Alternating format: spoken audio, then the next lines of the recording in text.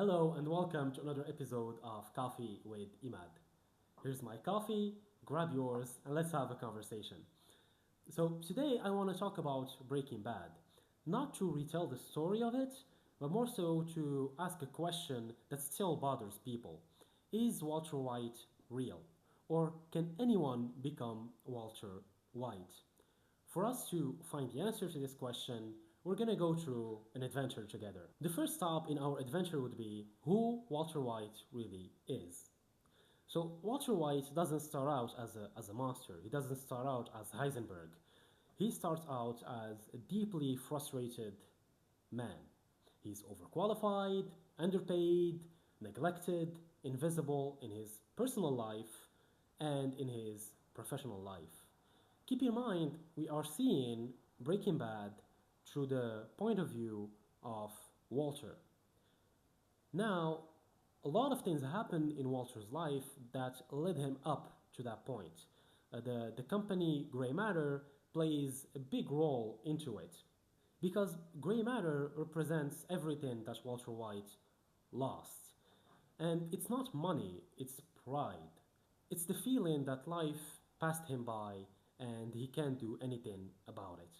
Then we saw in his 50th birthday party that Hank was, not making fun of him, but kind of teasing him. And you can see him being introverted and kind of shy, but you can see in his eyes this sort of resentment building up.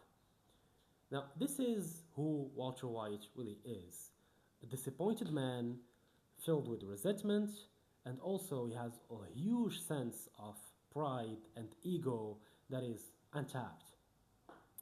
Now, the second stop is a reality check. Before we advance more, we need a reality check. Walter White is the villain in the story. Throughout the whole show, Walter White lied, manipulated, gaslighted people around him, his family, his loved ones, everyone. For him, he wanted to be the biggest thing ever. Understanding Walter White doesn't mean agreeing with him or defending him. It will help us understand how people justify their wrong decisions. Because think about it. Let's say Walter White stayed alive and he was catched by Hank and everything went smooth, right?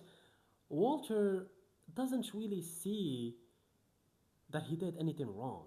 He can still defend himself. He will say, I did this for my family, I did this for me, etc., etc., etc. Going back to the point that we are seeing the show through the POV of Walter, it changes the whole disposition of the characters. Because now you have obnoxious characters. You have Skyler, who's controlling, you have Mary, who likes stealing for some reason, and you have Hank, who always needs to position himself as the man, right? But these people, these characters, and I'm only talking about his family for now, they're not bad people. They are flawed people, like anyone is. Now we are going to head our next stop in this adventure. What really made Walter White break bad? It's easy to think that the cancer diagnosis is the turning point in his life. It's what made him break bad. I personally think that his cancer diagnosis actually freed him from all the shackles. If you look back at the scene where the doctor is basically uncovering the situation to him, you can see that he was shocked, but also he had this nonchalant type of energy. He simply didn't care anymore. I think he didn't believe that he has any more reason to hide himself. So, all these years of having pent up anger and resentment and his ego flaring up led up to him breaking bad. So, what really made Walter break bad is Walter himself. His sense of pride, his ego, his pent up, negative emotions pushed him over the edge. Now, Walter never really says what he wants. He waits till he explodes, and he doesn't want to ask for it, he wants to take it. So for Walter, it's about control, it's about manipulation, it's about power. Not about reaching what he wants. It's not about money. It's about, yeah, I got this. I am the man. I am Heisenberg. All that Walter found after being diagnosed is love, support, encouragement. Even if Walter saw himself as a failure, his son adored him. His son put him up on a pedestal.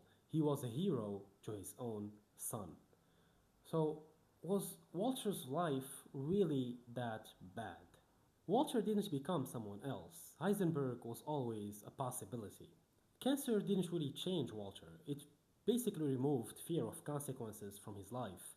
For the first time, Walter felt free and he needed excuses. For him, the first thing was, I need money for my family. So I'm gonna do whatever it takes to get that money. And then this is where he met up with Jesse and everything unfolded. But throughout this so called transformation, Walter was always looking for excuses to justify his need for power, his need for pride, his need to feel important and to feel that he controls people around him, that he is the number one guy. And the scary part about Walter White is that he never felt bad for anything that he did. Keep in mind, Walter created a very dangerous product. He hurt people, he hurt families, he hurt his own family and put them in jeopardy. Keep in mind that Gretchen came to him and they gave him a solution. And it wasn't a hit on his pride, it wasn't a hit on his ego or on his value. They very much valued him and they told him, look, gray matter reached this point because of you. We want to take care of you. We want to take care of your family. If you want to be with us, come be with us. So Walter always had a plan B. Walter always had another option. But at the same time, Walter was always Heisenberg. He didn't want to be a part of gray matter. He wanted to be gray matter. These are very subtle but two different things. Our next stop would be to look at Heisenberg. So, what did Heisenberg really want? What did he want to achieve? If we look at the opportunities that Walter got along the way, even though it was illegal and wrong, Gus offered him a huge amount of money, security, safety, and he could have just gone to the lab, go back home, did what he had to do, and leave, you know. Now, Gus was dangerous, Mike was dangerous, but they didn't look at Walter as a threat. They pretty much they looked at Jesse as a threat, more so. So Walter always had an option to escape from these problems, to escape from hurting people. But for Walter, he didn't accept Gus controlling him. He didn't accept Gus being the man. He didn't accept Gus giving orders to Jesse. Walter wanted to be, like always, number one. So this is what Heisenberg was always looking for, being the number one who has a lot of control, a lot of power, and who has everything. Now, in this path, in this adventure, we uncovered who Walter White really is, how he battled with his inner ego or inner pride, if you will, how Heisenberg was revealed, not created. Now we can understand Walter White more.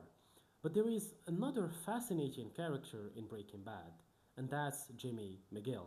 Saul Goodman.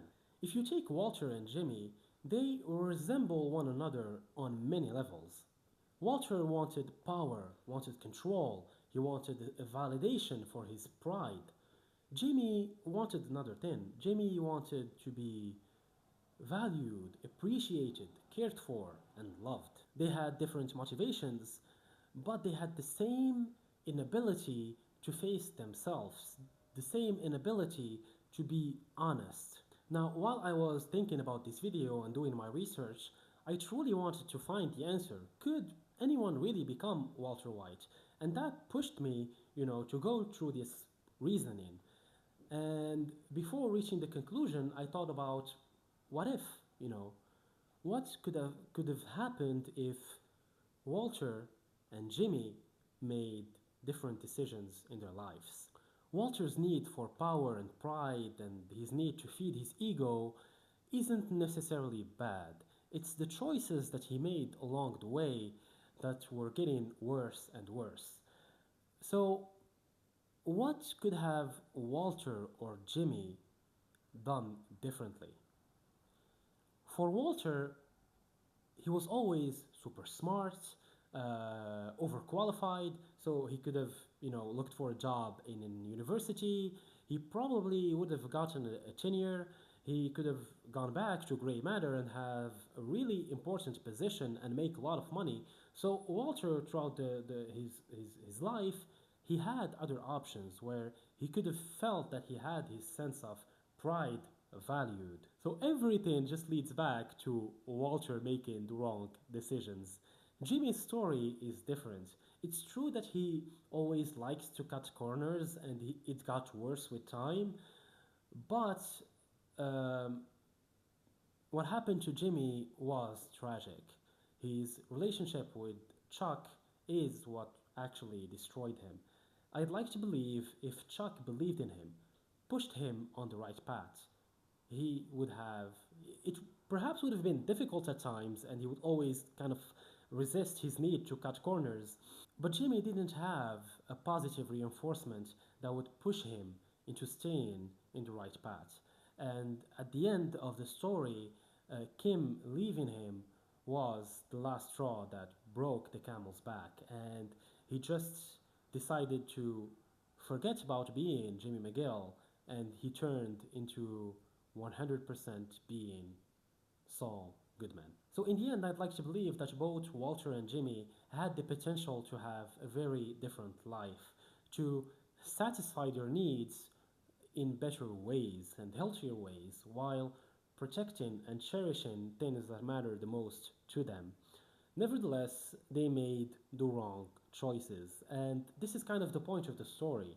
As much as you might have empathy for Jimmy or for Walter at some point, because, well, he became a monster at the end, Breaking Bad isn't telling us that everyone is evil. It's more so telling us that unresolved issues don't solve themselves, they end up coming back on the surface. This leads us to reaching the end of our adventure. Could any one of us turn into Walter White? Is Walter White real? Well, I hope that none of us turn into Walter White, really. It's kind of sad. I think Walter White is real, but hopefully without Heisenberg. I'd like to believe that in another universe, Walter White made different choices and that he still pursued his sense of value and power and pride in a different manner. And that today he is still valued, perhaps in a big position in gray matter, while enjoying being surrounded by his family and his loved ones. Because in the end, what makes the difference is the choices that he made, from a peaceful ending to destruction.